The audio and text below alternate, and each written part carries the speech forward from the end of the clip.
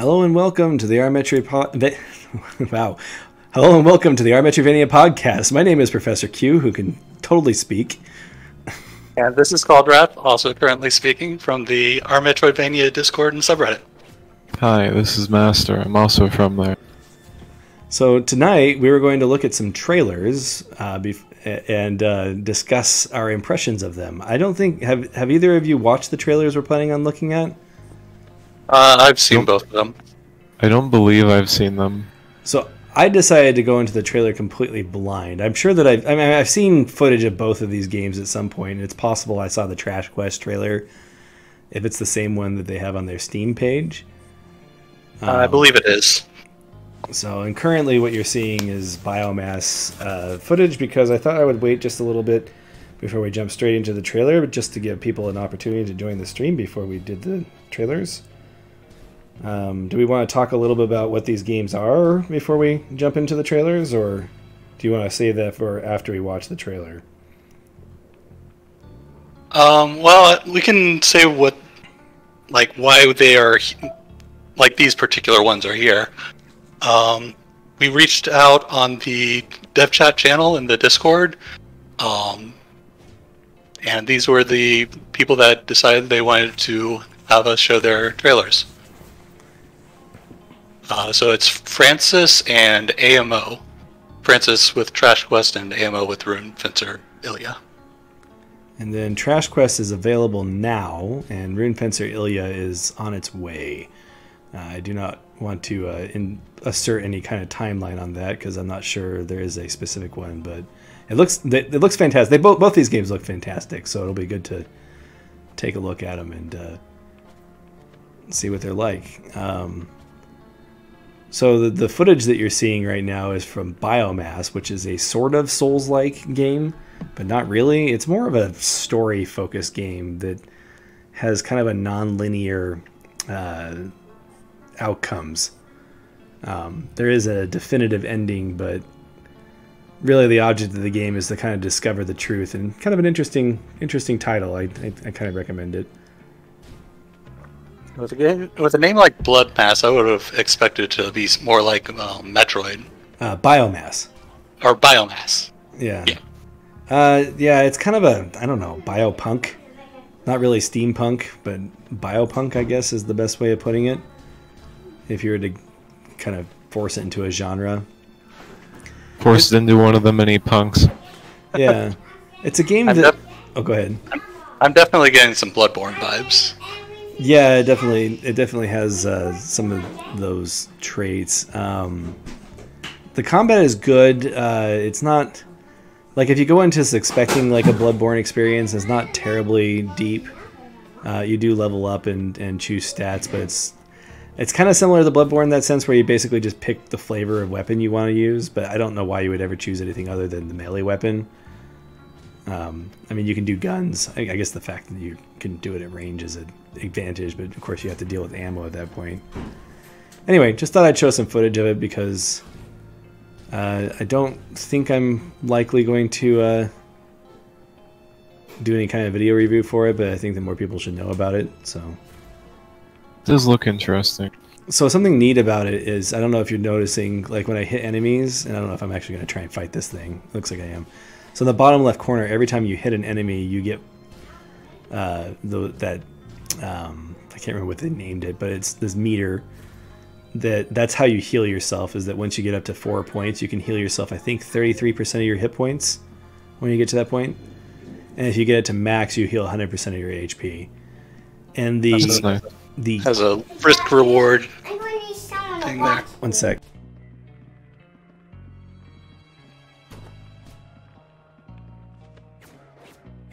Sorry about that. My son just ran right in. Instead, I'm sorry about that. little jumping in there. Yes, the children demand my attention. He's heading to bed right now, so he just wanted to come out and watch for a bit. The quote Estus flasks unquote of this game don't give you health right away. They actually just fill up your meter, and then you have to use the meter ability. Interesting. So you're using two different things just to heal. Yes. which can be good or bad. I mean, you can use it preemptively just to get your meter up, but of course, most of the time you want to get your meter from enemies because then you save yourself on your Estus flasks. And, or you go into a hard fight by like filling up your meter completely, so you can. Well, so faster. that you see that line there, your meter kind of gradually depletes itself. But it doesn't deplete itself below that line, and that line is what represents the 33% healing. So yes, you can build up your meter before you go into a battle, but it's you're only going to get the 33% benefit. You can't charge up a limit break before going into the boss like you can like Final Fantasy VII. So anyway, go ahead. I was gonna say, thinking about punks, we could rename Metroidvania to 2 different genres: Metroid Punk and Castle Punk. Castle Punk and Metroid Punk. Castle Punk isn't even bad. I mean, maybe Gothic Punk. Gothic Punk. Where does the punk thing come from? Like, why is it called steampunk? I'm sure Google can answer that right now. I'm sure that Google will be able to answer that. How's it going, Metroidvania? We're just kind of waiting for everybody to join in because we wanted to make sure we had our full audience for the trailers that we'll be watching, and we're just kind of talking about this game, Biomass. Well, you see, it could be because cyberpunk is inspired by punk culture, and then from there, other genre names have been derived from cyberpunk. That makes sense.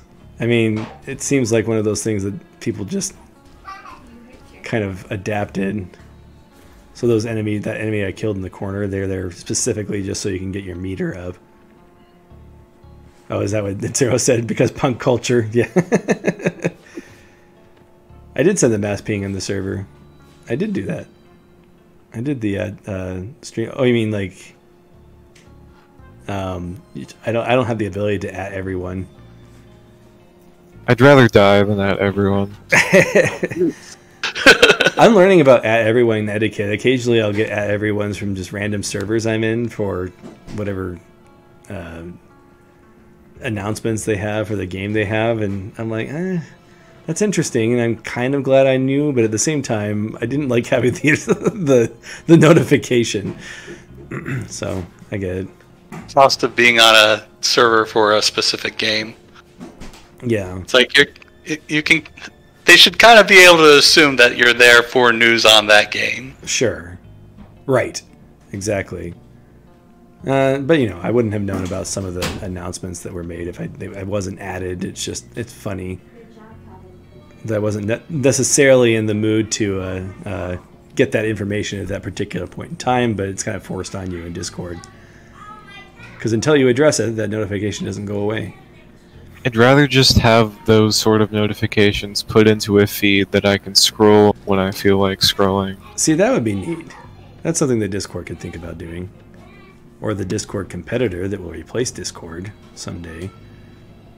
Well, you can just have like an announcements channel, and then you just shove that in there. Yeah, that might be interesting. Well, anyway, I think now is a good time to move on to the trailers. So I'll go ahead and just put this on pause. And yes. One thing I did notice about this game was the interesting lighting effects from the fire and the lamps. Oh yeah, that's something that a lot of developers have been playing with. It's the I don't know.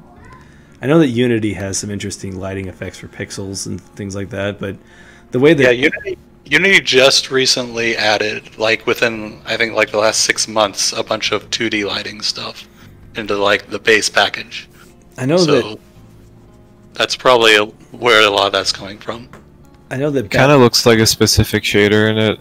It looks a little weird when the player walks up next to it and then the light kind of sticks to you, but you're not actually generating your own light. Other than that, though, it's interesting. Yeah, I know that Barbarian was practically based off of the lighting engine. Like that's where most of the inspiration started from. Which is just an interesting factoid about that game. All right, so Rune Fencer Illyia is our first trailer. Let's go ahead and make sure this comes over. I am going to turn off the Streamlabs chat, which so it doesn't cover up the video, and we're going to play this at full volume, and then I'm going to turn the volume down after the trailer finishes once, and it's just going to loop while we can talk about it. So I've never watched this before, so this will be interesting.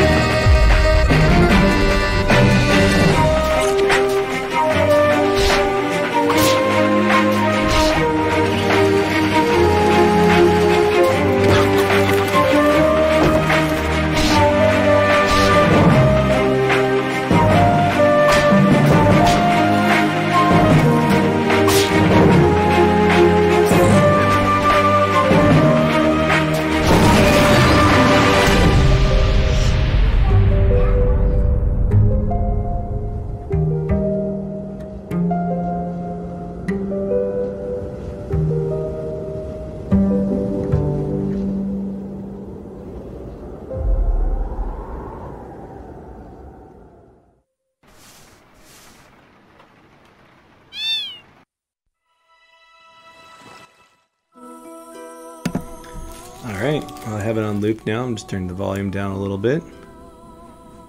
Let me turn the Streamlabs chat back on so everybody watching the video can see that.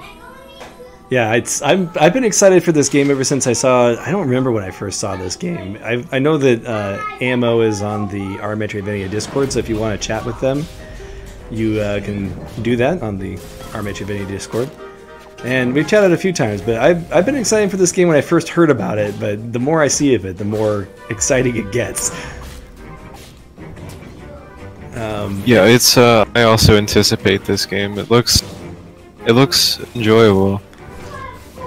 Yeah, it seems like it has a lot of like focus on movement abilities. So I kind of wonder if it's going to have a lot of sequence breaking potential. So Atsero says, Master anticipates a game? Hey.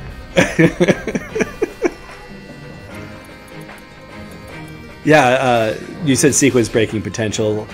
This game is very ambitious. The idea, so it seems to me like it has a similar concept to like Aria of Sorrow or Bloodstained, where you get abilities from enemies. There's the bone wheels that Atsero was getting excited about. So I remember when AMO was first talking about adding the rune system to the game. Apparently the runes are like temporary power-ups that you get from the enemies. Interesting. So maybe more like Kirby. How's it going, Salmace? Yeah, I think Kirby would probably be a better... That would make sense since AMO's avatar in the rMetroidvania Discord is Kirby, literally Kirby. So I know that they're a fan. I don't know. I don't think this game's going to be similar to Phoenotopia. It seems to have more direct combat mechanics. Maybe Salmaze means like art style is kind of similar. Yeah, maybe. Some of the graphics look vaguely similar, but I mean, I wouldn't say they have the same art style. Though, maybe similar. I do get kind of similar vibes because there's that angel statue that just appeared on screen. There's similar things in Phoenotopia. I remember in Phoenotopia they didn't have very strict lines on the drawings. It was all very soft, whereas this definitely has some defined line features in the art style. So I don't know. I mean, you could say that they're similar, but Yeah, like I can see why someone would say it. I don't agree though. It doesn't have outlines on the characters, like the black borders you'd see around the edges. But yeah, for a project, how many people are working on it? Is it just AMO? I think that they said that they have one other person working on it. That sounds right. Incredibly ambitious for a small team. Yeah. Especially given like the variety of graphic assets just being shown in this trailer alone, all of the powers that would need balancing. The scope of that map that was shown was ginormous for a smaller project. But you know, putting that much blood and sweat into something and actually taking the time to polish the physics and all the details does often result in those smash hits that we all hope to see. Yeah, they have definitely been working on this a long time. Yeah. The only thing I would worry about would be just like the level design maybe being too linear if it's focused on like using specific abilities. But everything else looks wonderful. Yeah, that's always the challenge that the Metroidvania design has to do or deal with is the macro design versus the micro design. You want to have meaningful challenges, but you also have to make it so that you can backtrack through areas. The way Hollow Knight handles it is by having like mini levels that you kind of discover, and that could be an approach that this game might take. Welcome, Yayo-chan, and thanks. Well, maybe next time the map comes up, maybe we could like I can pause it for a on that. bit. Oh. Let me get where I can do that. It looks like they definitely took inspiration from Hollow Knight for that. Okay, there's the map. Yeah, I'm just trying to get that first scene there. Yes, but I wouldn't say anything else really stands out as being like from a specific game, which, you know, a lot of Metroidvanias tend to have. But then the map looks like exactly like Hollow Knight's map. That's the only real inspiration that I directly see. The menus look a lot like Blasphemous menus. Like the art style of the menu, at least, and the like tab layout. But yeah, looking at this map, it doesn't look very linear. No, it doesn't look linear at all. Although, like, let's go ahead and pause it there. Like this section right here could be a challenging platforming section where it's kind of cut off, but then you kind of get shot back. They could do the Metroid thing, like when you get the grappling hook in Super Metroid, where this could loop around this way, and that's the intended path, and then maybe this might be a shortcut. Like maybe you start up here, and then this could be like a shortcut to get through that without having to worry about it. And of course, getting new power-ups to let you skip challenges as kind of a trope of the genre. I'm interested in this spot right here. This makes me want to go over here and see what's in this hole. It's just... Yeah, it's an unfilled in map. Look at all these unfilled parts. I do especially like one of the things Hollow Knight did really well. Like Central Shrine to Lowtown, there's two different entrances, which means that they're like you have options for ways to get between the two areas, and maybe you even have two different ways that you can gain access to Lowtown from Central Shrine, or vice versa. Yeah. It looks like there's a lot of different, and like you said, with the way the powers work in this game, sequence breaking may be a major aspect. So Sad Shogun says, depending on its implementation, the equipment kind of looks like a mix of Hollow Knight and Blasphemous inspiration. Ammo would be able to speak to the actual inspirations. I know that the ammo lists lists Hollow Knight as a comparison. That in fact, let me look down here real quick.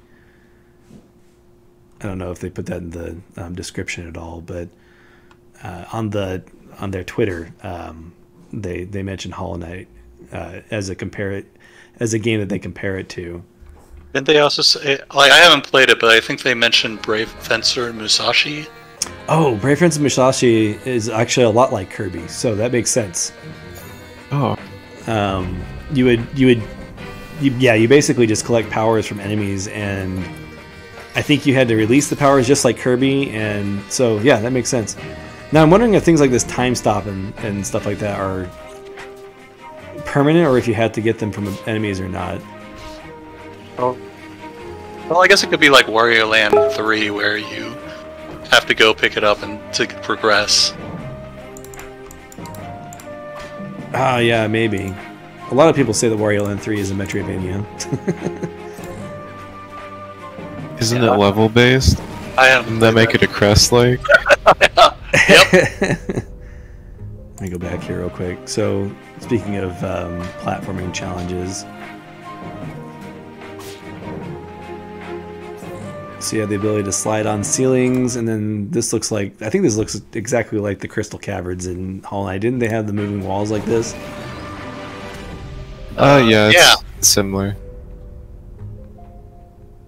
Oh, just to elaborate on our thoughts for the audience, when we say something in this game looks like something from another game, like we're not bashing the game. We're just it's okay to have things from other games. Metroidvanias do that constantly. Oh man, Hollow Knight ripoff. So is this a Chrono Trigger ripoff here that we collect cats like you do in Chrono Trigger?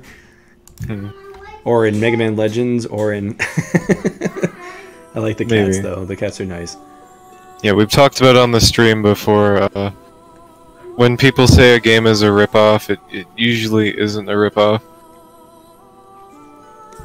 The variety of environments, though. Like, I really like this... I keep rewinding. But I really like this aquarium here. Stuff like that just makes it worth exploring. Beyond just the rewards you get from it, just the vistas that you don't expect to see. Oh, I just realized that the throne room with the moon in the background, that reminds me of Bloodstained.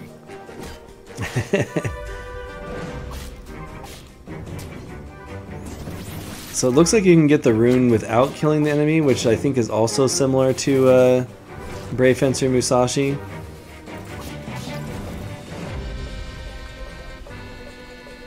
I wonder if the turtle is the fast travel.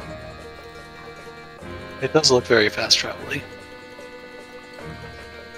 Atsuro's asking how I feel, but I don't know what they're talking about. Oh, how does it make it feel that it's similar to other games, maybe?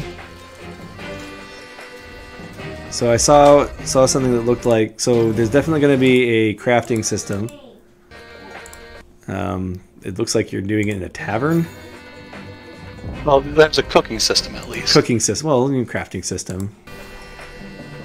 So you have what looks like... This looks like straight out of Blasphemous right here. Yeah, that's what I was saying. So standard. The tabs at the top. It's like a combination between Blasphemous and... well, the interface looks like Blasphemous, but this is more like Hollow Knight in the sense that you have different costs. Yeah, that looks like it's the charm notch system. Yeah. So, am I slowing down okay, Phoenix Skull. I'm doing what Metroidvania asked me to do without actually having read it. So, so this looks like you, when you're about to die, you survive the hit. So basically, you get extra HP.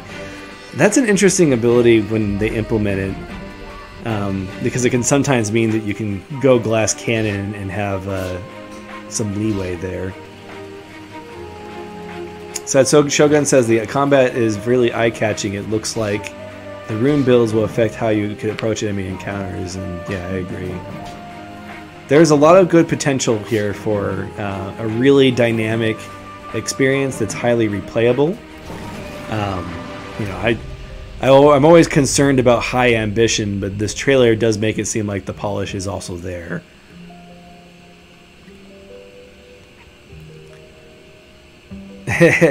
So Potato Hand says, how do you guys feel about calling the genre hollow stained? Not as cool as Blood Knight. Blood That Knight? is metal sounding. Is that basically saying that Bloodstained is at least the number 2, like indie Metroidvania? Yeah, that's a really tough one to say. Like Hollow Knight is unequivocally the best, or not the best, the most popular of the Metroidvania indie games. But what is the second most popular? Is it really Bloodstained? I mean, Bloodstained is popular, but it's also Bloodstained. Like, Bloodstained is sitting on the shoulders of Castlevania, though. Like, you gotta pick one that isn't necessarily doing that. For whatever reason, Guacamelee is the one that I think of from a mainstream perspective, like people knowing about it, is up there as far as popular indie Metroidvanias go. Is Ori the other one? Ori would But have actually, to be. you're right. Ori's the other one. Ori would have to be the other one. Does that one really count? I mean, it's made by Microsoft, so let me go back to Oh, the it's ruins yeah, again, quick. it's not indie. Or maybe just like recent games. We're gonna try and slow this down and see all of these. Okay, oops. I did not mean to do that. Hopefully I didn't just mess up my centering Right. there. Going down my tier list, is Rabby Ribby the next one? Or Environment Station Alpha? Try that again. Clearly, we will get a definitive answer if we sort them by the amount of ratings they have on Steam. Environmental Station Alpha is more like the monster world of the indie sphere. Like, there's a very niche group of people that love it, but otherwise, you know, a lot of people don't even know about it because it's exclusive to PC. I would call La Mulana the Monster Hunter of Metroidvanias. Yeah, that might be true. When I said Monster Hunter, I meant Wonder Boy in Monster World. Oh, Not literal Monster Hunter. oh. But, you know, like a Metroidvania that existed back in the day that not everybody knew about. So consume vitality to increase runic power. I wonder if that's like a gradual decrease, or like when you use runes, you have mana instead of, and you use your health instead. Alright, so looking at what's popular under the Metroidvania tag, number 1 is Hollow Knight, number 2 is Dead Cells, number 3 is Control, 4 is Skull the Hero Slayer, 5 is Jedi Fallen Order, then Rogue Legacy 2, then both Oris, and then... Let's talk a bit about this after the trailers, because I feel like this is a huge tangent. Oh gosh. Yeah, that's... what we should just call them Hollow Knight likes if if we're going to change the genre name. So this is interesting. Negates the echo upon death. This sounds like a ring of sacrifice from Dark Souls. So this suggests that when you die, you'll be leaving behind a currency, possibly. I do not like having that system in Metroidvanias.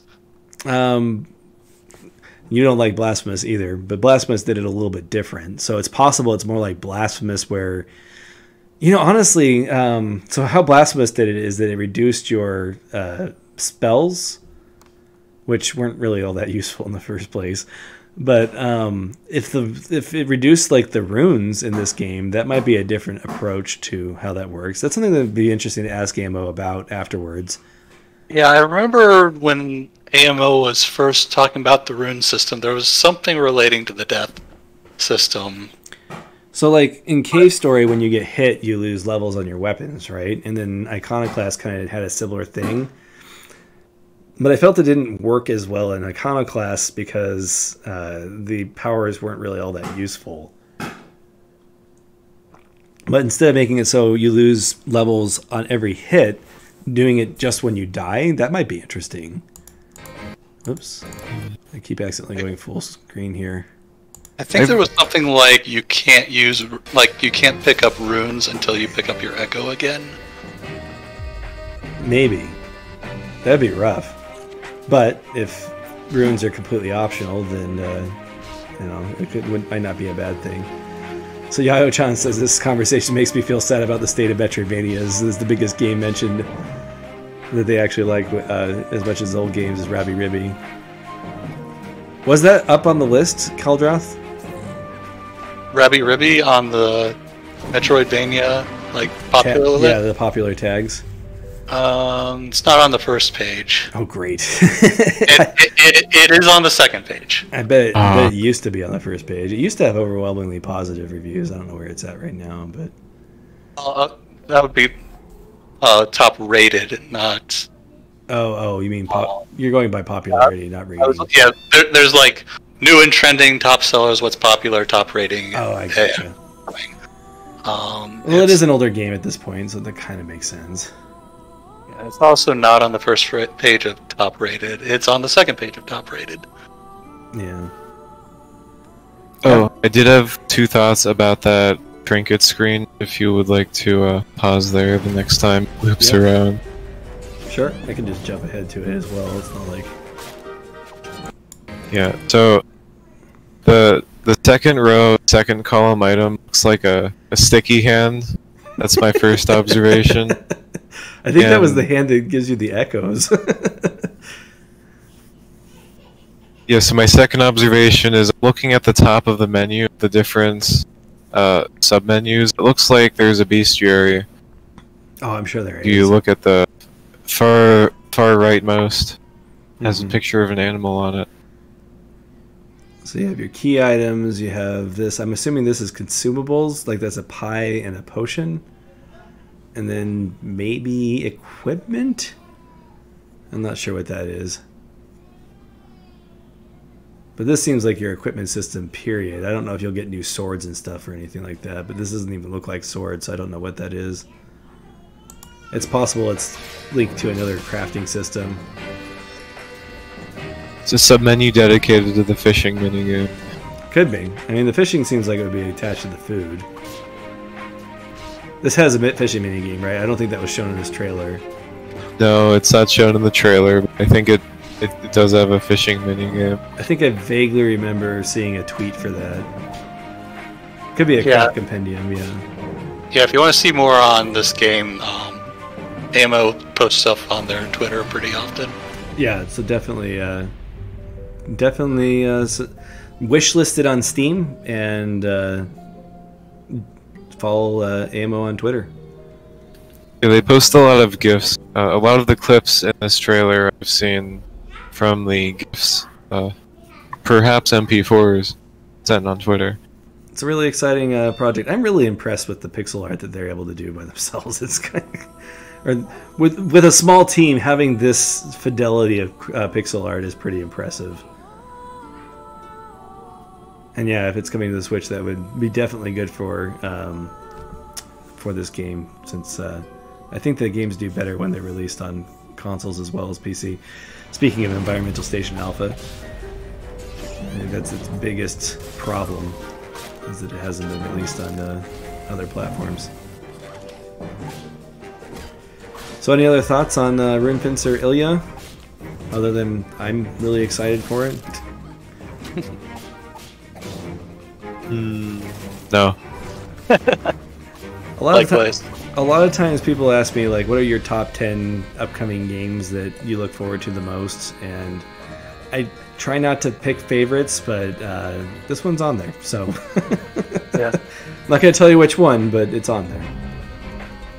So pretty excited for this one. All right.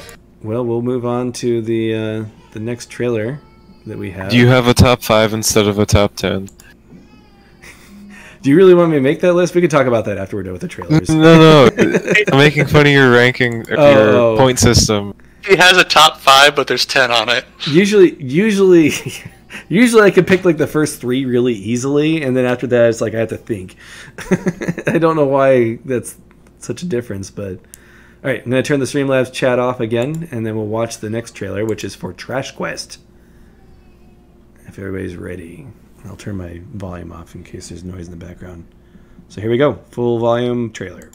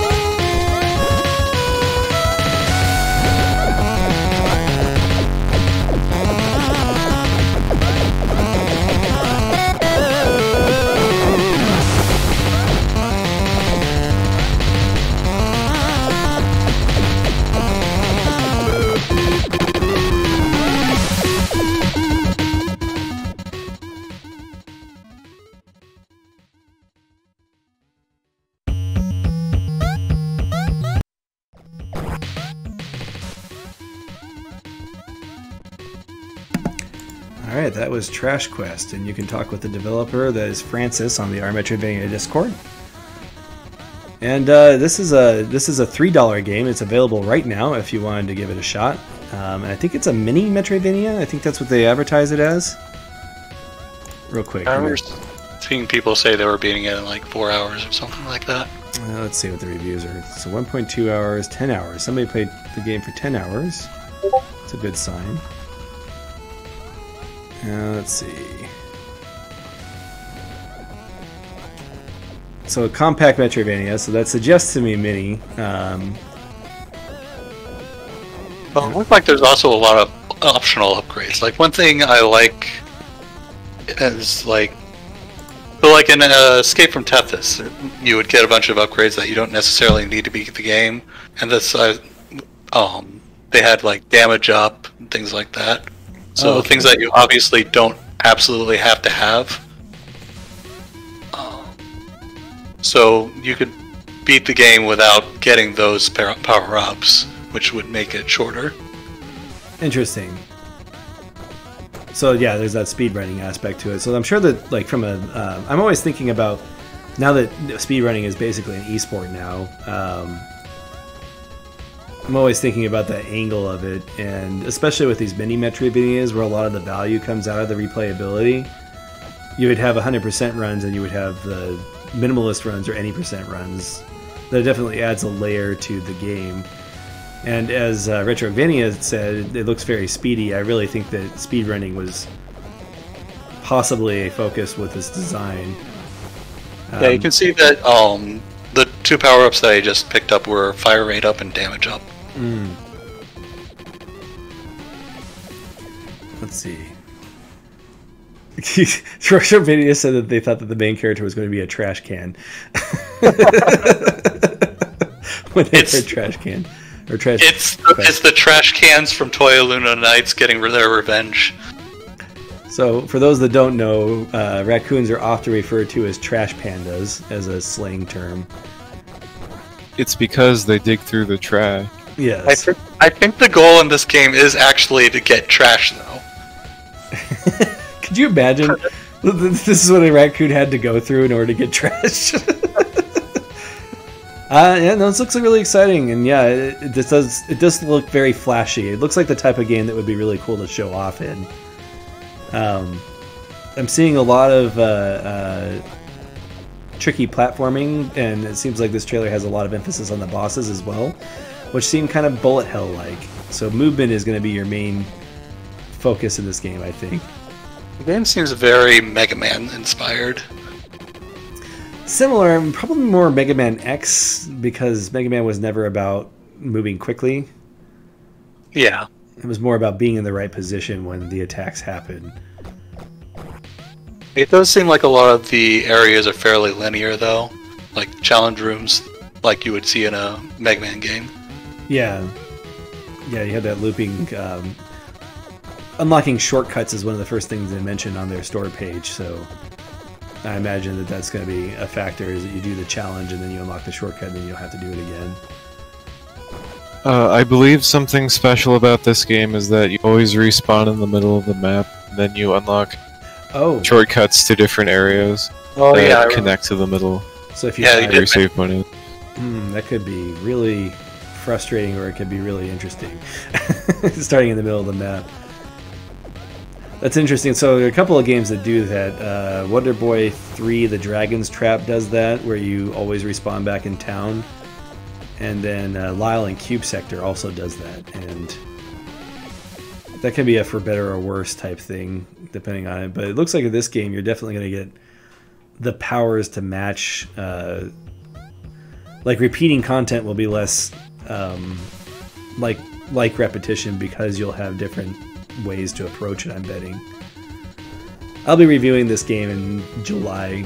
I wish I could review it sooner. It's been a crazy month for reviews, but I'm excited to check this one out. I really like mini Metroidvanias in general as a format, so I'm still looking for that 5 out of 5 mini Metroidvania. This one looks like it has a lot going for it, though, so... Yeah, I think a lot of the issue with many Metroidvanias is they wind up too linear, and this one seems to be trying to get away from that. I agree with Coldreth on both points. Yeah. So one thing, we were talking about lighting when we were looking at biomass a little bit earlier. One thing I really like how they do with their lighting, or what they do with their lighting, is the way they have a texture on the background that is only visible when the light is around it, and that's basically the entirety of the lighting system. Yeah, it's a simple way to do it, but it looks really nice. It adds to the aesthetic. Yeah, it also seems to be like a Game Boy or Super Game Boy type game, where it has a limited color palette, but then it actually changes the palette between rooms. Yeah, it looks sort of inspired by that kind of system, but it doesn't look like it's restricting itself to that sort of palette like you might see other games do. Maybe other Microvanias, not calling any one of them out. I can't remember who said it.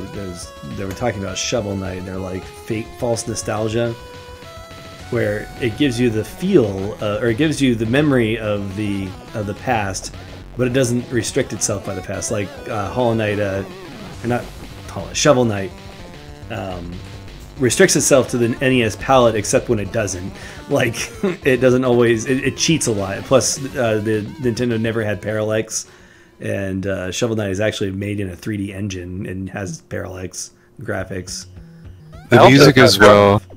Battletoads on the NES had parallax. What's that? Battletoads on the NES had parallax. It did? Yeah, like the Turbo Tunnel especially. Oh, maybe I'm thinking the wrong thing then. No, it was the.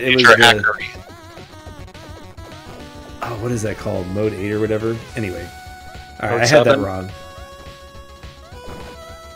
Mega Man 3. When did Mega Man 3 have that? Anyway, whatever the case, Shovel Knight does not follow the NES strictly, so that's kind of what I'm getting the feel from with this game. It doesn't slow down to like a crawl every once in a while, like an NES game. Mode 7 is what I've been thinking of. Yeah, that's the other thing, is those bullets on the screen would not be possible on the NES. I've been playing some ROM hacks of old NES games, and I definitely know for a fact that a lot of this would not run this smoothly on an NES. How do you feel about the color trail behind the character? Okay, so from a gameplay perspective, I really like it. It kind of gives you an idea. Like, I don't know, it kind of burns into your mind. I feel like a lot of these challenges are the type of thing that you kind of trial and error. Like this one especially, this jumping through all those spike traps. Like those shurikens, I'm going to call them shurikens. And having that trail there kind of gives you a mental drawing of what you did, and I think on a subconscious level it'll help you kind of retrace your steps when you did things right. Even though I don't think consciously you could draw that out. I think that it gives you that memory, or it helps it burn into your memory. What were you going to say about it? I think it adds visually to just watching someone else play the game. It's fun to watch the trail bounce around. Usually I don't really like when there are trails in games, but also when I say that I'm just thinking of Castlevania games. You have that negative association. Yeah. But yeah, I do think it's good for streaming because it makes it easier for you to tell exactly what the player is doing. Also, if you were a speedrunner, it does also give you more... If you're watching yourself play, which is something you should do if you're a speedrunner. I don't know, I like it. I think it's good. I think it's a good thing to add. It is interesting that it doesn't seem to ever go away. It's almost like it's his hair. Yeah, like, if you assume that it was a speed thing, like, it does it even when you're not moving that fast. Yeah. It does kind of give a sense of speed. Like, it's literally like they're dragging a line behind them, which is fine. It's I think that it serves the purposes that I was saying from a design standpoint, but... It would be kind of interesting. Or, go ahead. Right there, it went back into him. Like, if you hold completely still, it looks like it, but it's just interesting. Yeah, it's probably time-based. Where it'll get really long if you go really fast. It's almost like an instant replay, like when you play Super Meat Boy and you beat the level and it shows you all the times you failed.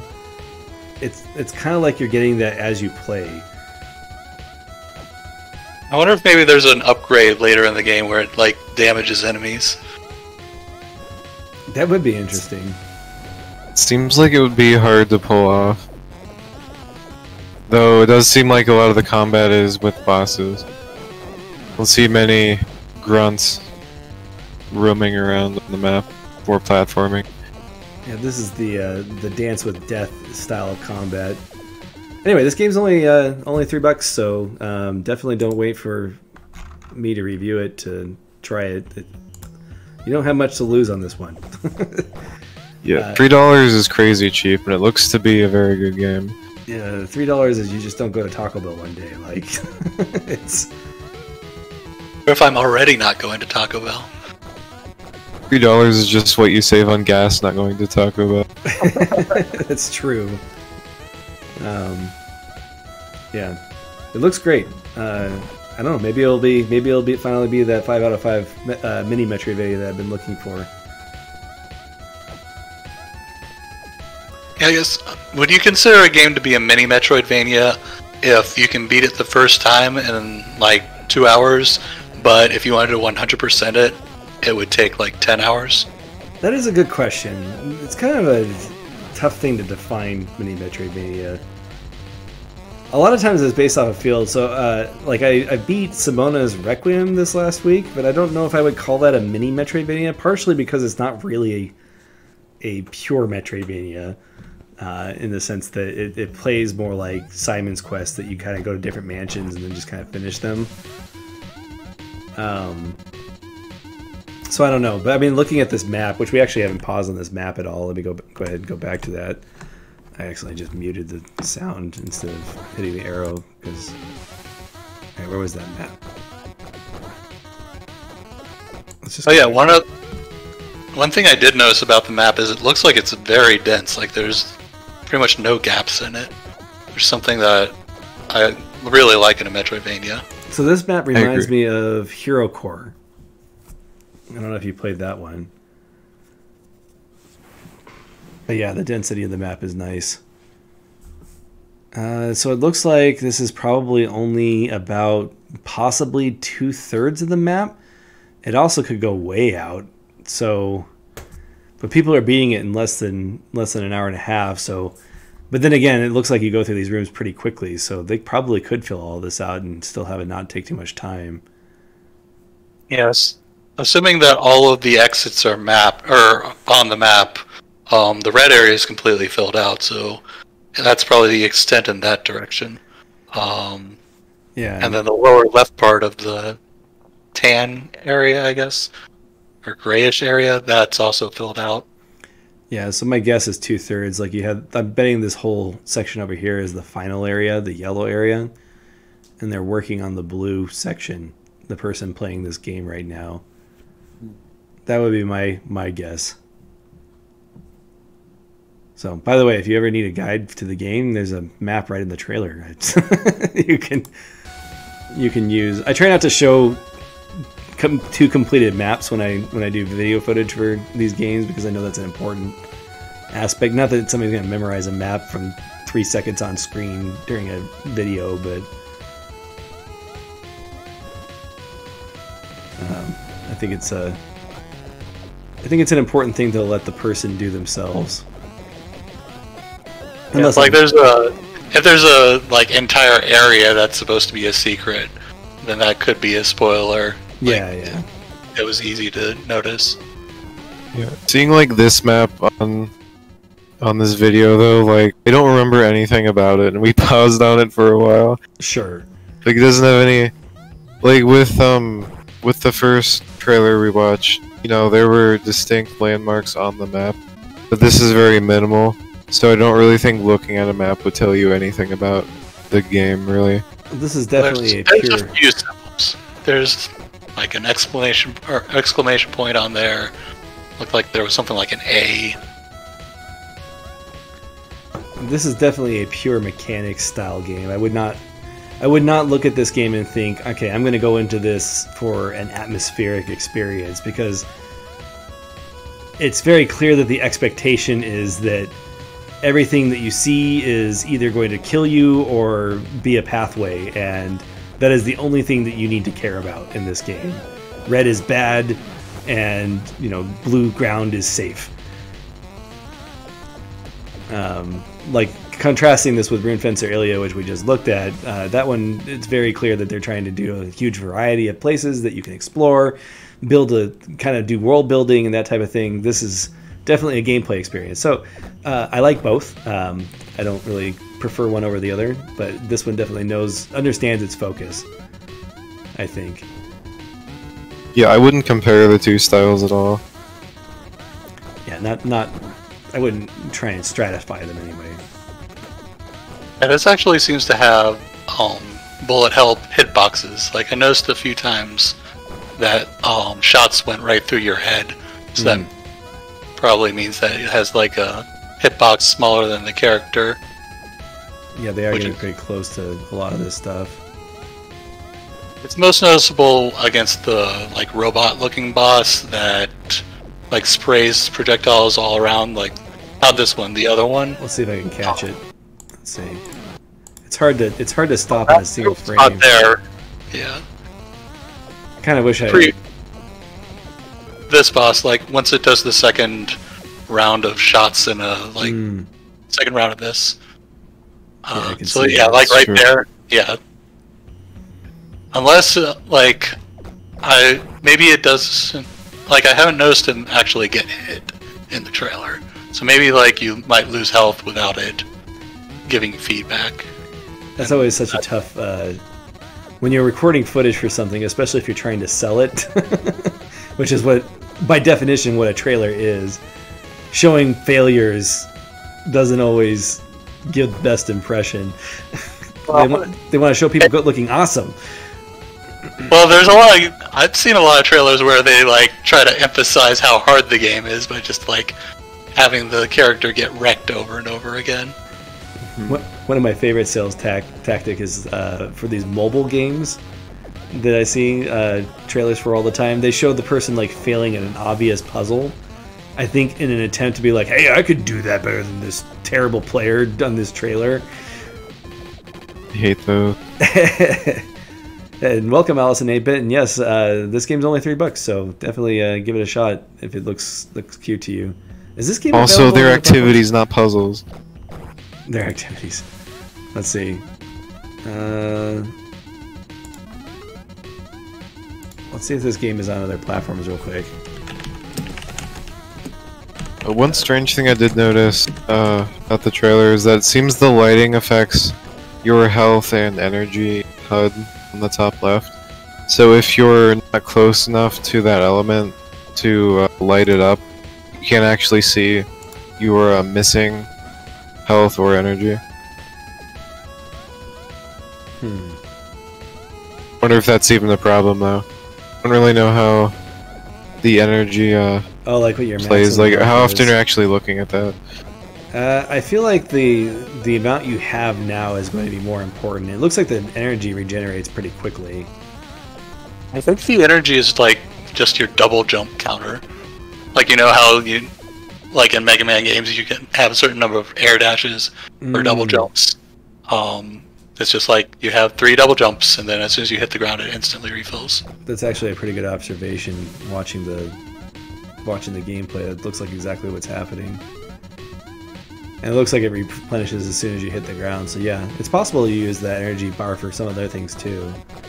Let's see what it does when they do the float ability. Trash Celeste. So I looked up Trash Quest to see if it was on the Nintendo Switch or anything. It doesn't look like the air glide ability uses energy specifically, except for the initial jump. So interesting to see how that turns out. I looked up Trash Quest on Nintendo, or I typed in Trash Quest Nintendo Switch, and I got a forum post about Dragon's Quest about somebody saying that this quest was trash that they were complaining about. So that's one of the unfortunate things about some of the titles you can give your game. Like Trash Quest is really catchy, but sometimes it makes it tough on search engines when you have certain names. Okay, Trash Quest is more Googleable than a lot of other names. It's more Googleable than Cathedral. Yeah, Cathedral is probably the worst one when it comes to having to Google it. However, I came across a Metroidvania this past week called Search. Oh my gosh, try and find that game on a search engine. But it's an engine specifically for finding it. Oh my gosh.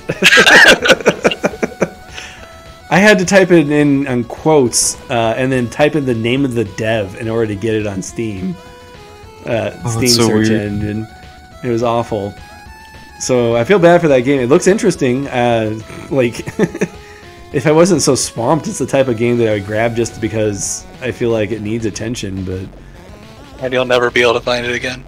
thankfully, it's on my wish list, so Steam will at least let me know when it gets released. Can you find it if you search your wish list? Oh gosh. I would probably first search my website for the news article that the game is in. Imagine if Search Ashen was the popular genre name, and how hard it would be to find then. Oh yeah. Search Action would be a tough name. That's actually a good argument for keeping it as Metroidvania. So anyway, that's Trash Quest. Did you have any other thoughts before we? I think we've torn this 1-minute trailer apart at this point. Did have a thought just about HUDs in general. It'd be interesting to have a HUD where, so a lot of HUDs will show you the maximum amount of something you can have, but it'd be interesting to see a game that does a HUD where you can only see the things you currently have, like sort of a minimal style of HUD. HUDs that take up less of the screen I find more appealing more recently because I've played a couple of games where there's just way too much stuff on the screen. Not Metroidvanias per se, but occasionally I walk into my wife playing FF14 and she has like her 25 abilities, and then the party interface. I'm like, are you even looking at the game at this point, or is it just a spreadsheet that... The funny thing, when I play Warframe, I've actually reached the point where I don't really look at the main screen anymore. I just look at the radar and just like jump around attacking enemies based on where they are on the radar. So when like there's a mission where like that shuts off my radar, I'm just like, I have no idea how to play this game anymore. It's a bad idea, but when I play a classic Doom, sometimes I like navigating by opening the auto map, just watching the little white cursor move around the map. It's very satisfying. Anyway, I'm going to go ahead and we'll move on to the other footage that I had for the night. And again, you can talk to the developers of both Rune Fencer Illyia and Trash Quest on the rMetroidvania Discord. And if you are a developer and you would like us to talk about your game, definitely let us know. And we'll watch your trailer. We definitely will not watch them without your permission. So we definitely... I'm going to say definitely a couple more times. Contact us. You can get us, or you can reach us through the rMetroidvania Discord. You can reach us directly on Discord or through my website through the Contact Us page. So the footage I am playing is from Lost to Time. I'm playing the footage from the beginning of when I started playing. I thought it would be a good footage to have in the background of what we wanted to talk about tonight, which was games as art and art in games. And after playing the game and getting far enough, the blood dripping down from the pipe there actually surprises me. So it's interesting looking back on this game after getting through it a little bit. I thought this would be a good game to play when talking about games as art, because I feel like that's an aspect of this game that is important. Because you have to put up with a lot in this game in order to get to the art. But anyway, anybody have any initial thoughts on the subject? I think I have a way to instantly resolve the conversation. Do you feel like you're an art critic? Do I feel like that I'm an art critic? Yes. Would you consider yourself an art critic? I would say yes. Boom, games are art. Well, the subject isn't games, are games art, but games as art is what I wanted to talk about. This is me trying to figure out how to play this game, by the way, because I just loaded it up and I actually think I quit and come back because I don't know what I'm doing at this point. Can't even get out of the first room. I'm playing with a controller. I'm playing with a controller, and I found out later that that's a bad idea. Because this game was clearly made for a mouse interface. Oh, I think I actually even started a new file because I thought I may have broken something. Or I skipped a tutorial is what happened, so I was starting over to see if I could read it again on how to play the dang game. A lot of this game is just figuring out what to do or how to do things too. But it's one of those that you the more effort you put into it, the more you get out of it, which you don't get that from a lot of games. So that makes it interesting. I'm assuming that time is a mechanic in this game. Yeah, you have the ability to stop time, and you have the ability to stop time for 30 seconds when you start the game, which is an insane number. But anyway, we're not necessarily reviewing this game. I just wanted to put it on as footage, although I probably will come back to it occasionally because I have a lot to say about this game. The review will be on Monday. As far as my actual review aspect or the thoughts on it. So when we say games as art, what is the first thing that comes to mind? Like, what's the first game that comes to mind when you think art game? Gris. Gris? Gris. Have you played Gris? No, I have not, but I've seen screenshots and it looks artsy, so it's what I think of when I think of art in games. So how about you, Caldroth? What's the first game you think of when you think of an art game? Probably Braid. Braid? Interesting. Is that like the first game that you played that like really made you think about games as art, or? It was just a game that was very much trying to be art, I felt like. Retrovidea says they think of FF13. Oh, okay. The one Final Fantasy game I haven't played. I played FF13-3 for a little bit. Well, okay, I guess I haven't played any of the FF13s. So Final Fantasy 13 is the only one I have played. Right, so by our count powers combined, we still haven't played the rest of the Final Fantasy 13s.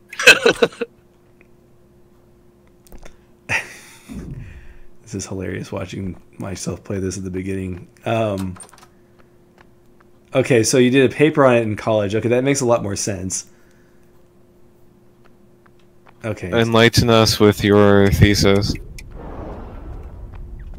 Sayonara Wild Hearts is art, is what Salome says. So, okay, so if you ask me what was the first game that I looked at and thought this is art, I want to say it was that game company's games, like Flower and Journey were the first ones that really made me start thinking about that. And of course, BioShock was one of the big games that really pushed the envelope for using the gameplay medium as a storytelling tool rather than just using the story as a theming for the gameplay. Yeah, another one like that would be Spec Ops: The Line, I think. Yeah, Spec Ops: The Line was one that like Extra Credits did a lot with, or did a whole video on.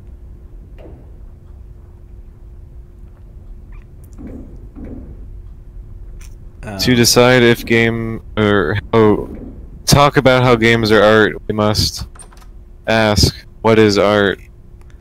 Yeah, that's a very broad it's a very broad category of things. Like technically everything is art. Anything created by a person is a form of art.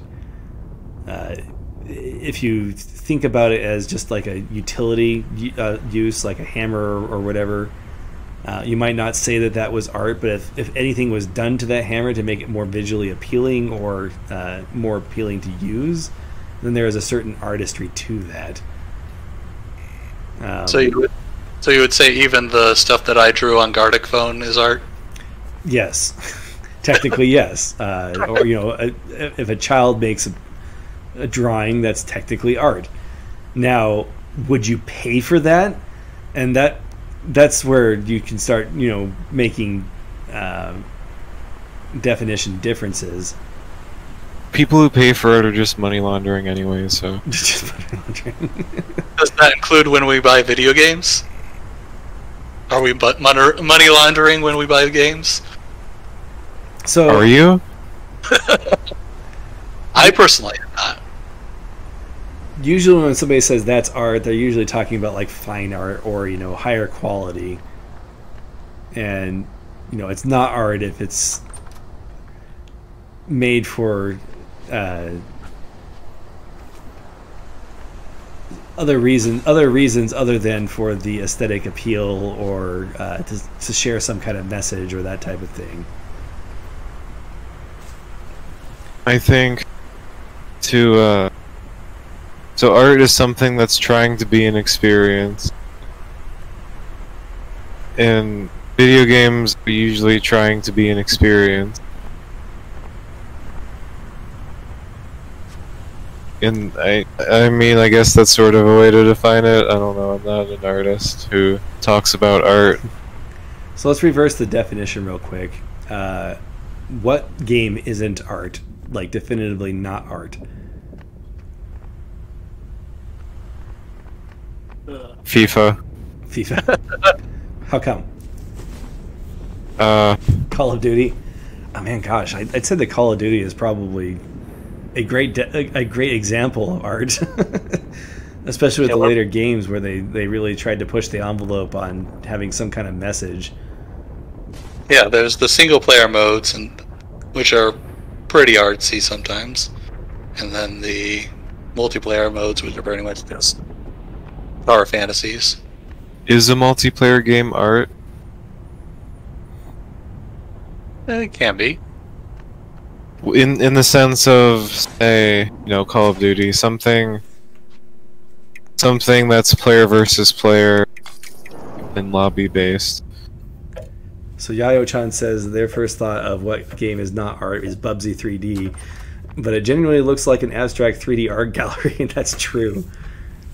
So the sports games, the yearly sports games is what Alice and 8-Bit said. FIFA, those aren't art.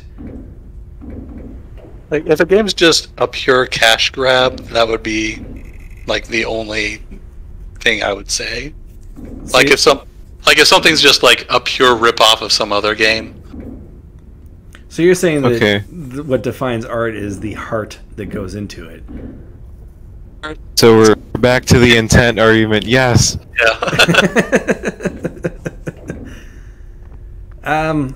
I would probably agree with the sports games not being art, but I also don't know if I could explain why. I mean, I don't know much about the sports games, but I just make the assumption, being the assuming person I am, that these are being made by just sad people who are trying to get paid. Sad people that are trying to get... I like how they have to be sad. Well, I actually know some people who have worked on FIFA, and like there's parts of it that are actually like new features. Like I remember somebody talking about like they were working on the like menu system and how they were like implementing a Flash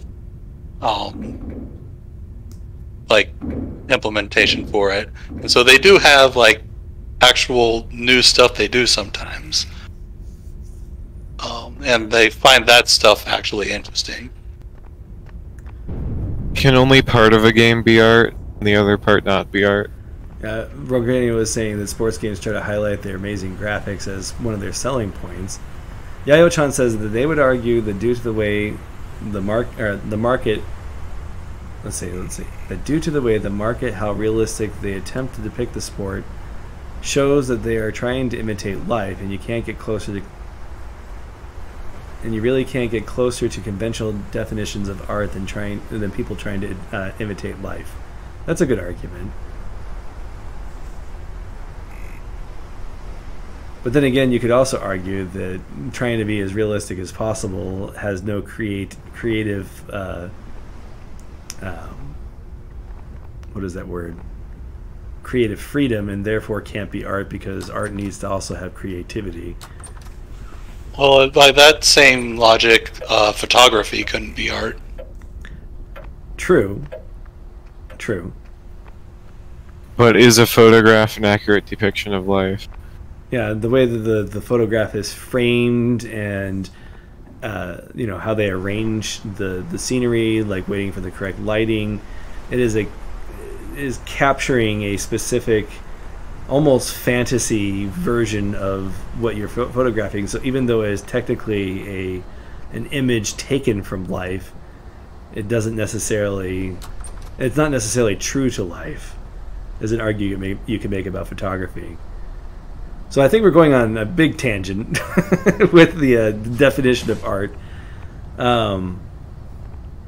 Sorry, I just wanted an excuse to be as pretentious as possible.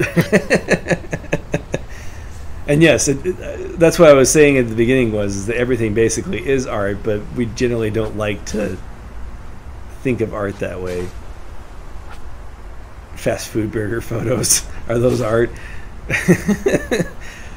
I mean, with the amount of effort people put into making their food look better than it actually is in advertisements, that's art.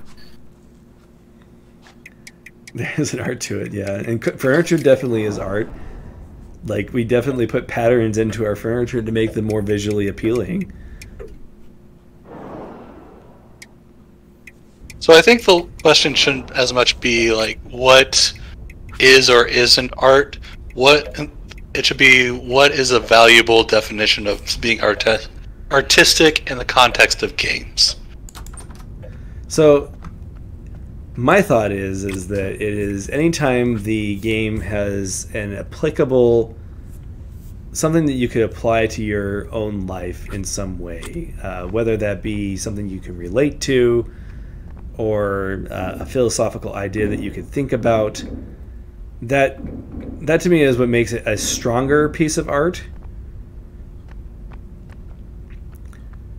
So the game I think about now that I've had more exposure to a lot of different games, Yume Nikki is one of the things that I think of when I think of an art game. and that game is entirely abstract, and you kind of, what you get out of it is what you bring into it, which makes it a fascinating piece to discuss. Yume Nikki? I'm not familiar with that game. So it literally means Dream Diary in Japanese, I believe, and it's an RPG Maker game, or if it's not an RPG Maker, it's very similar to RPG Maker. And you kind of wander around in these dreams, which are usually just these looping maps with a bunch of images and ideas kind of on display. And occasionally you'll come across like concrete things, like you witness a murder, or you'll see like statues of ghouls or whatever. And the point of the game is to just kind of wander and kind of interpret it. It's like an art museum in a way. Kind of interpret it your own way, but it does have an ending, and the ending is a bit shocking, so there's even more to it in that sense. It's definitely one of those early 2000s games that got a cult following. Yeah, and I think it had a lot of impact on people. There's been a couple of games that have been based off of it. I know that one of the developers on the rMetroidvania Discord wants to make their game more similar to Yume Nikki, where it kind of has that metaphorical, abstract aspect to it. Now, I'm not saying that it needs to be like that in order to be a game that I would call an art game, but that is like a game that I couldn't argue as being anything other than at least attempting to be a piece of art, whether or not you consider that pretentious and that it doesn't have any value to you. That is the value that people get out of it. NES Metroid is sci-fi Yume Nikki with guns. That's Ryo-chan's hot tangent. And maybe. I don't know if there's enough variety in NES Metroid to... One of the problems with NES Metroid is they do a lot of copying and pasting. This was me not realizing that bridge wasn't solid. The game looks rough. I also see you struggling trying to get past chains. Yeah. You can phase through them, but they also block you. It's very strange. And some of the walls look exactly the same as other walls you can walk through, which might mean that they're illusionary walls, or might just be like weird physics. There's a lot of illusionary walls going on, and there's just a lot of conveyance issues. Actually, it's illusory walls. Illusory, sorry. So you do a lot of writing, but you don't necessarily know how to pronounce every word that you write, and I'm learning this as I try to dictate some of my reviews for video purposes. And I'm like, I gotta go on Google and actually look this up and make sure I'm pronouncing this correctly. And no, this game map is not procedurally generated. This is me accidentally eating the pill that kills you. Oh. Which is also, by the way, this is me switching off of that item so I don't accidentally do that again.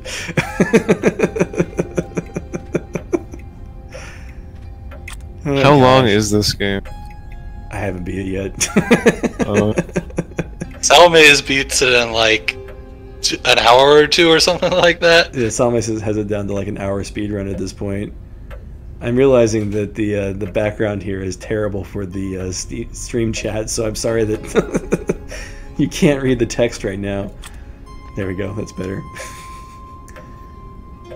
I'll move it if it becomes a problem. The purpose of the instant death pill is so when you get stuck in a wall, you're not screwed because this game auto saves. That's when you just acknowledge your faults and go with it. So, Salmace, how long did this take you to beat the first time? I think I'm up to 12 hours at this point. But I guess saying that you can beat it in an hour and a half gives you an idea what the actual length is once you get past the trying to figure things out phase of the game. 25 hours is what Salmace says took him first time. He said he spent 4 hours on one puzzle. By the way, this game has puzzles. What kinds of puzzles? Activities. No, I would actually categorize these as actual spatial reasoning puzzles. Yeah, I was joking. I mean, it has a lot of activities too. I don't know, like, I know what's off to the left, and I'm wondering why I'm going... Okay, there we go. I guess I was just trying to get inside the thing. I've been spreading the word about calling these things activities.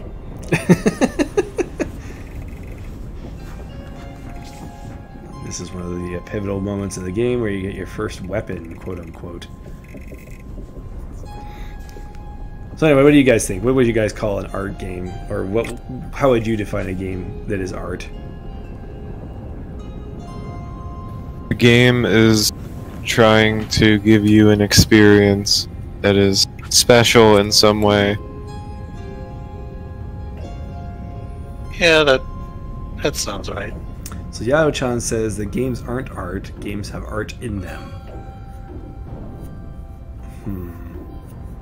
Arguing.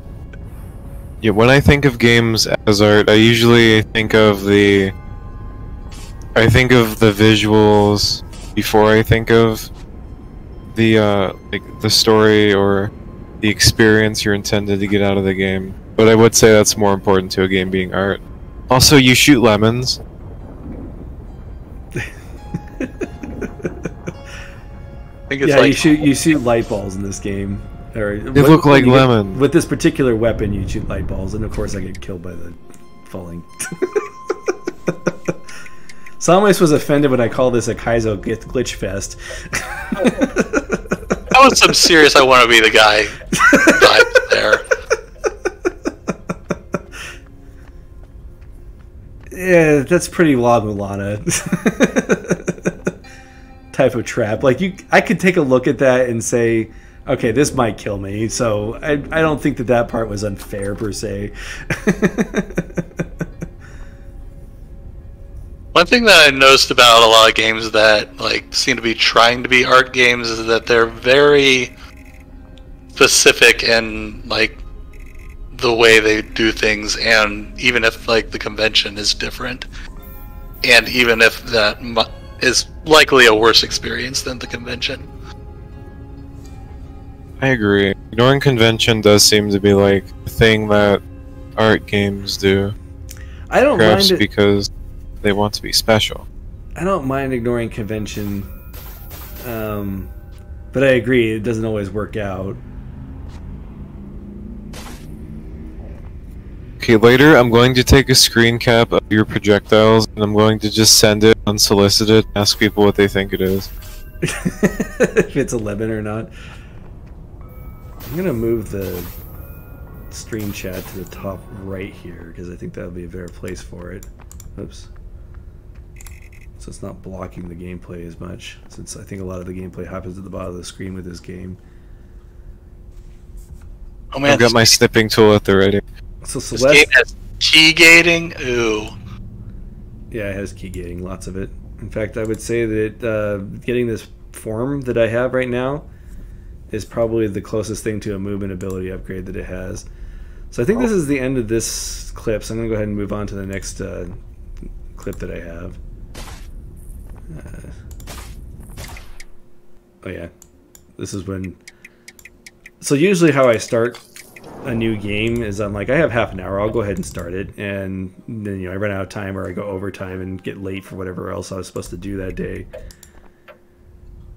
So when I died there, that was when I decided to quit for my first play session. Yeah, one other thing I don't get is when these games have these tiny, tiny platforms. Oh yeah, okay. So again, don't play this on with a controller. So Salmes was pointing out that I die a lot, which is true. So here's the thing. I sometimes kill myself for science. So there's that, and there's obviously I'm not trying to make excuses for when I die legitimately, but also, Salmes, go try and play this game with a controller. This game does not work well with a controller, and I definitely am having a much better experience now that I'm using the keyboard instead. I think this is my first time trying to fight something.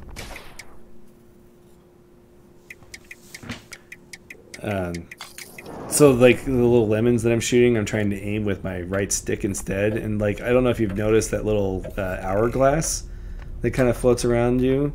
You can't open doors unless you like have that over things and push the circle button. It's really awkward.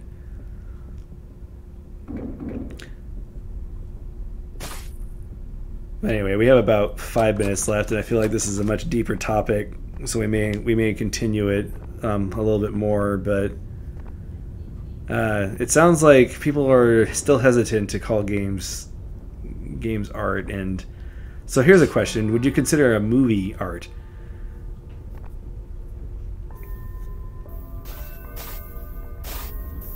Yeah. Perhaps. Would you call a movie as a whole art, or would you just say that it has art in it, like the cinematography is art or other aspects?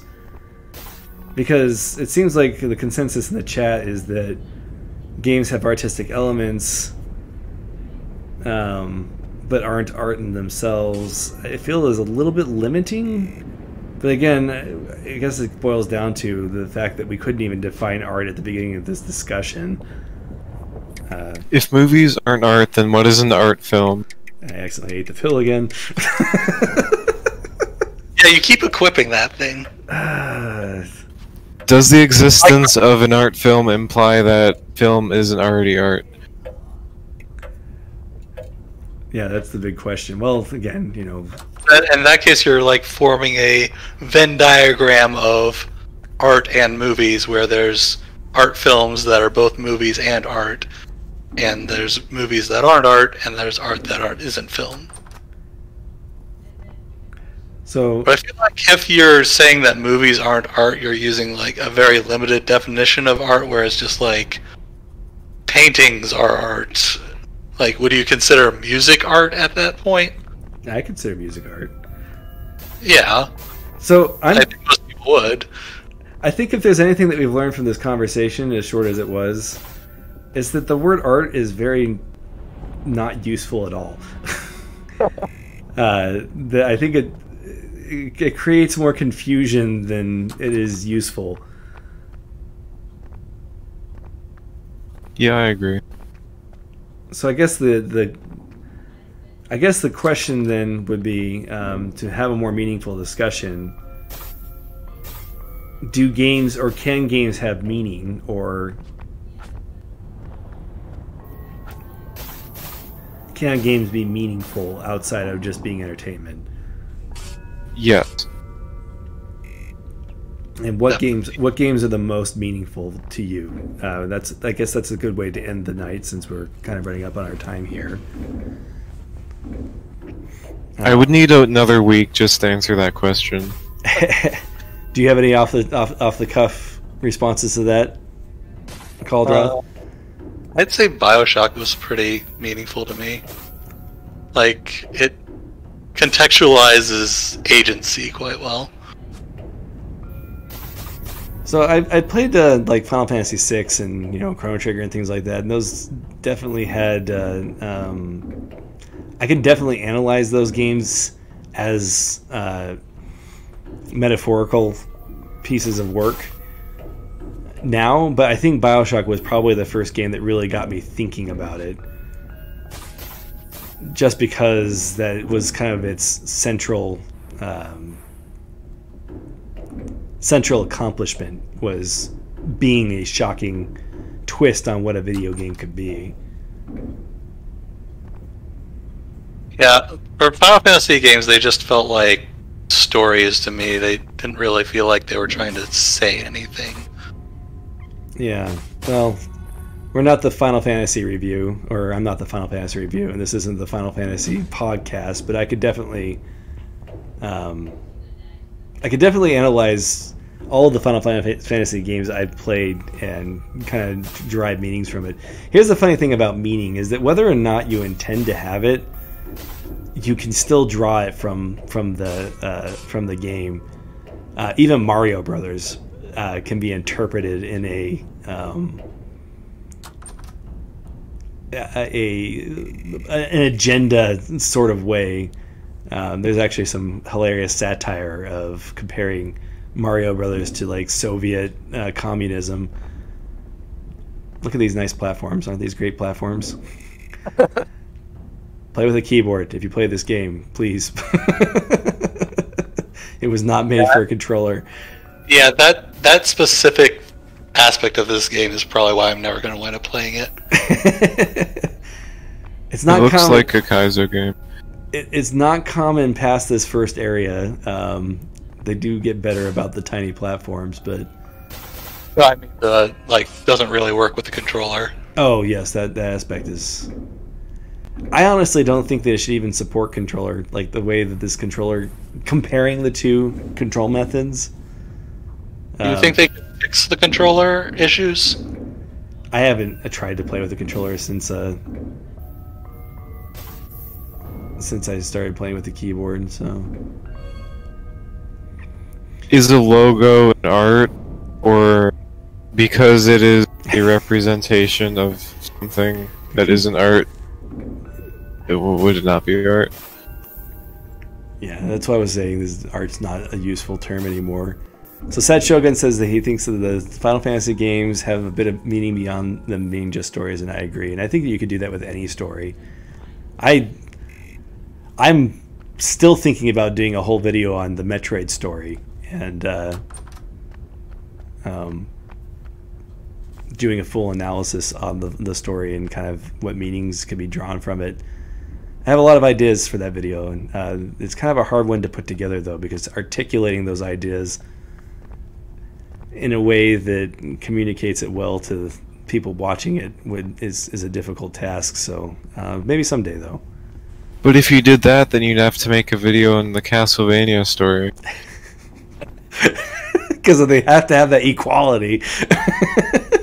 If I did a video on the Castle... Okay, here's the thing about the Castlevania story, is I've said this before.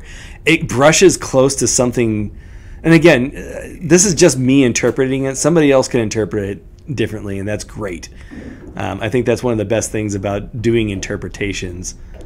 But the Castlevania story, to me... I love this part. I go over there, there's all these soldiers over there. I'm like, nope. Oh, this is one of the best things about this game, is that the enemies will kill themselves if you just let them stand there and attack. This is me getting sold, just watching them slash each other. It's funny.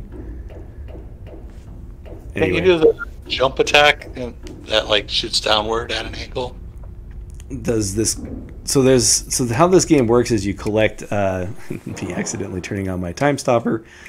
You collect different forms, and so it depends on what form you're in. I have not... This is basically the only form I use because it's ranged, and it's just really effective to be ranged in this game, although it's getting harder in some of these later areas that I've been in. Yeah, but isn't the jump attack for this one like a multi-shot, like one forward and then one at two different angles? It's like a spread shot, yeah.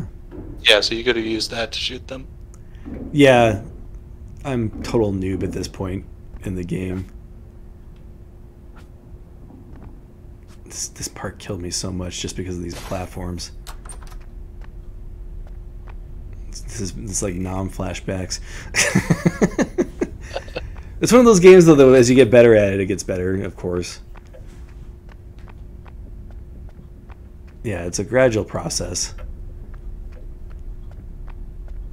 So, but anyway, we'll come back to this subject. I think that we'll put it under a different branding, though, because calling it art, I think it triggers a lot of biases or preconceptions that kind of detract from any kind of discussion that might be had. So we'll figure out what we want to rebrand it as, but we'll come back to the subject later. So any other thoughts before we sign off tonight? Final feelings about the trailers or anything else we talked about tonight? No. Nope. No. All right. All right, well, thank you very much for watching, and if there are any trailers that you want to see, wanted to see us discuss, let us know, and we'll try and get a hold of the developers and get permission to watch them. I'm still trying to figure out what the legal implications are of showing these trailers. Generally speaking, if you have permission, you can kind of do whatever you want. But the way we showed the trailer in full with the volume up is basically kind of replacing what you could see on YouTube or whatever on their channel. And I feel like that is pushing the line, but I'm pretty sure we could play it while talking over it. I'm not sure, but in either case, especially if it's a public trailer, in either case, it's something we might do some more in the future. But with that, I thank you very much for watching, and we'll see you next week. Goodbye.